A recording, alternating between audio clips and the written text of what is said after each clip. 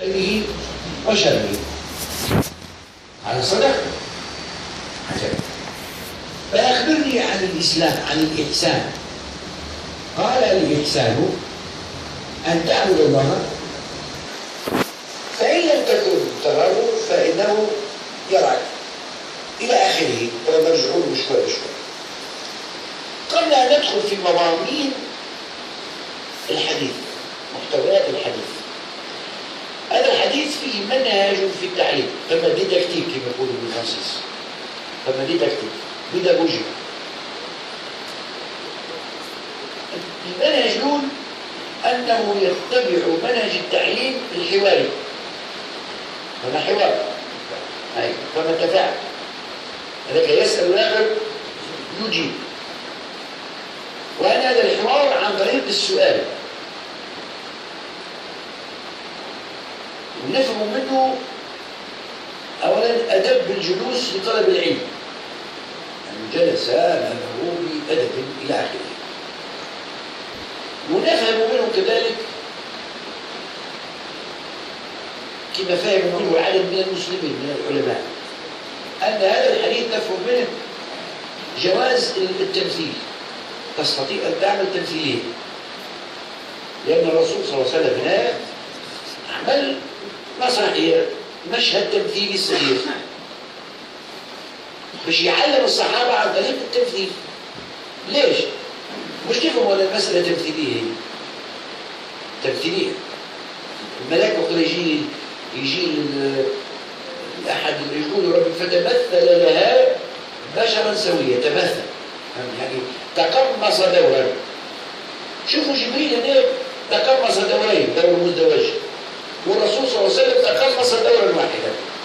أولا جبريل هو ملك فتقمص دور رجل، جاء في صورة رجل وهو ليس رجل. النقطة الثانية أن جبريل عليه السلام جاء تقمص دور المتعلم، في حين أنه هو المعلم. جبريل هو الذي جاء يعلم، مش قال الرسول صلى الله عليه وسلم قال جاءكم يعلمكم دينكم، لكن جاء يعلم في صورة متعلم.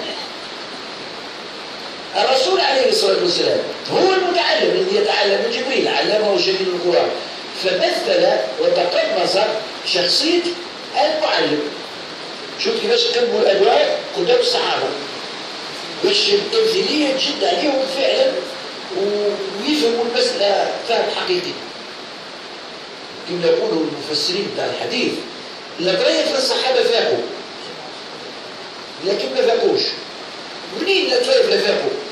وقتها عمر قال فعجبنا له يسأله ويصدقه. عجب، ترى أنت كيف تسأل أستاذك تقول يا أستاذ ما معنى كذا، هو يفسر لك تقول صحيح هذا، ما تقولوش صحيح، تقول ميرسي، تقول هذا ولا ما تقولوش يعطيك الصحة والجواب صحيح. كيفاش؟ هو عجب كيفاش يسأل فيه ويقول له أنت جوابك صحيح. الشعر لا فاقوا ولكن ما فاقوش. فهمتني؟ فهنا الموضوع في البيداغوجيا، بيداغوجيا منهجية عن طريق السؤال وعن طريق الحوار وعن طريق التمثيل، انك تنجم انت طرق تبليغ الاسلام، مش كل محاضره وانسان يسمع لا، تنجم عن طريق المحاضره، تنجم عن طريق الخطبه، تستطيع كذلك عن طريق تمثيليه، عن طريق فيلم، عن طريق شريط وثائقي. الحديث هذا يفتح لنا مجالات كثيره بيداغوجيا التعلم، ديداكتيك تاع التعلم.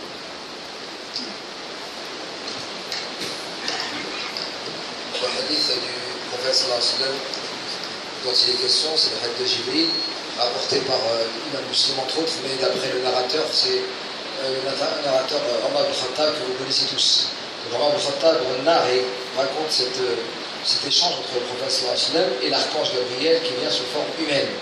Donc ce que vient de rappeler Cheikh au début, il a donc évoqué le hadith. Le hadith, c'est bien sûr l'archange Gabriel qui vient sous forme d'un homme, un inconnu de tous, comme dit Omar al-Khattab, qui décrit cet homme, vêtu de vêtements d'une blancheur intense, avec des cheveux d'une noirceur intense, aucune trace de voyage ni de fatigue sur le visage ou sur les vêtements, il entre dans la tente et il se dirige directement vers le prophète Mohammed sallallahu alayhi wa sallam.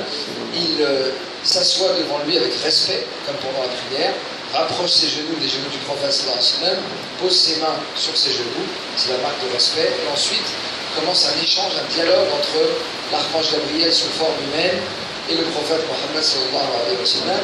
Première question: ô Mohammed, informe-moi de l'islam. Le prophète répond à cette question de l'archange Gabriel, il lui donne les 5 piliers de l'islam, et lorsque la réponse est donnée à l'archange Gabriel devant les compagnons dit: bonne réponse, tu dis vrai. C'est le dernier développement de Cheikh. Quand on pose une question à quelqu'un, on n'est pas censé connaître la réponse, et encore moins valider sa réponse pour dire si elle est bonne ou pas. Et il enchaîne une deuxième question: informe-moi de la foi. Le prophète répond avec les 6 piliers de la foi.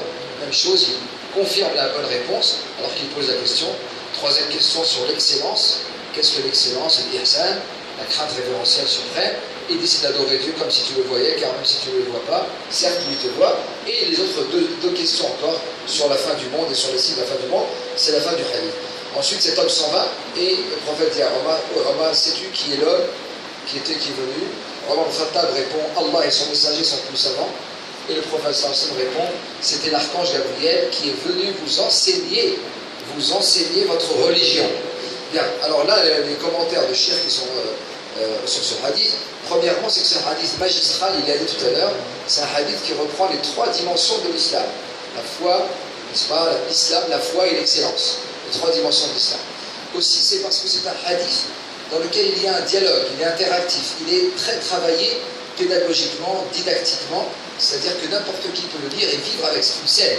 Et cette mise en scène, elle est voulue par Allah subhanahu wa ta'ala. Donc il envoie l'archange Gabriel, qui a la fonction d'enseignant, mandaté en tant qu'enseignant pour Allah subhanahu wa ta'ala, par Allah subhanahu wa ta'ala.